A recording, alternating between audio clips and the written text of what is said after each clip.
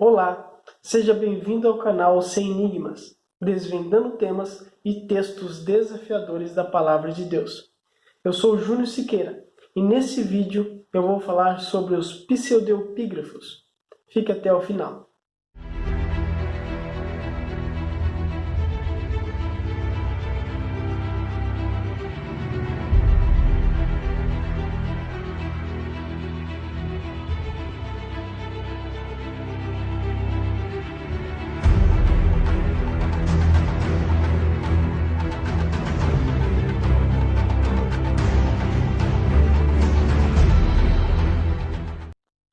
Pseudoepígrafos ou pseudepígrafos são conjuntos de obras judaicas que datam dos séculos anteriores e posteriores do início da era cristã. É uma palavra grega que significa título falso e vem da ideia de forjar a autoria dos livros, atribuindo-os a algum personagem bíblico de destaque em vez de ligá-los ao seu real autor. Praticamente quase todos esses livros são de natureza apocalíptica. Isso na expectativa de seus próprios autores. E alguns desses livros estão também incluídos entre os livros apócrifos, por exemplo, Sabedorias de Salomão e Baruque. Em algum outro vídeo eu vou falar com vocês com mais detalhes a respeito dos livros apócrifos. Mas ainda falando dos pseudepígrafos, não há uma definição exata entre os eruditos de quantos livros dessa origem existam. Mas, entre essas obras, existem alguns que eu quero aqui mencionar para vocês. Entre elas, temos os escritos palestinos e os escritos extra-palestinos, que também são chamados de escritos alexandrinos. Alguns como o livro de Jubileu, o Martírio de Isaías, Testamento de Jó, Carta de Aristeias, Livro de Adão e Eva e Livro de Enoque, entre outros. Mas, por que esses livros vieram a existir? Como vocês bem sabem, Deus, por muitos anos, enviou profetas com mensagens especiais para que seu povo voltasse para ele. Mas, no período intertestamentário, que data entre 400 anos antes de Cristo até o início da era cristã, o povo não recebeu praticamente nenhuma mensagem profética.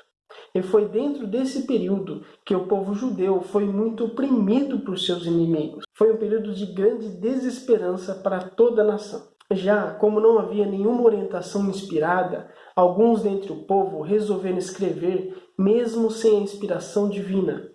O principal objetivo deles era de consolar todo o povo. Entretanto, o cânon, a Bíblia, o Antigo Testamento já estavam fechados.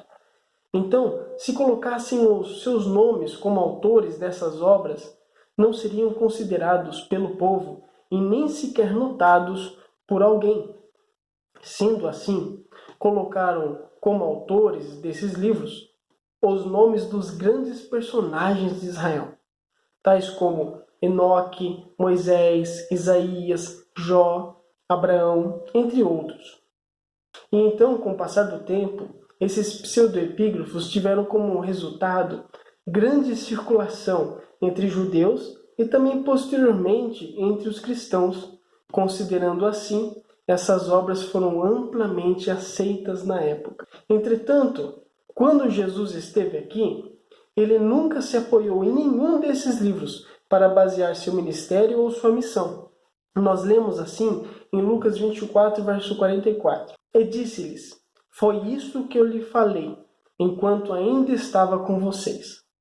Era necessário que se cumprisse tudo o que a meu respeito estava escrito na lei de Moisés, nos profetas e nos salmos. Cristo utilizou todo o Antigo Testamento, a Bíblia hebraica, como chamamos de Tanar, que é dividida em 3 grandes seções: a Torá, que é a lei de Moisés, o Neviim, que são os profetas, e o Ketuvim, que são os escritos. Cristo mencionou o primeiro livro dessa última seção, que é o Tehillim, que são os Salmos.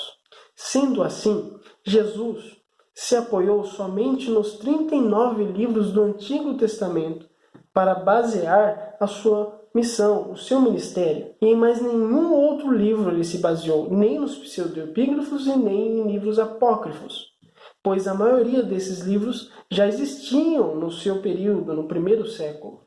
E falando desses livros, posteriormente, Deus orientou o idoso apóstolo João para que escrevesse, inspirado por Deus, o mais conhecido livro da Bíblia apocalíptico.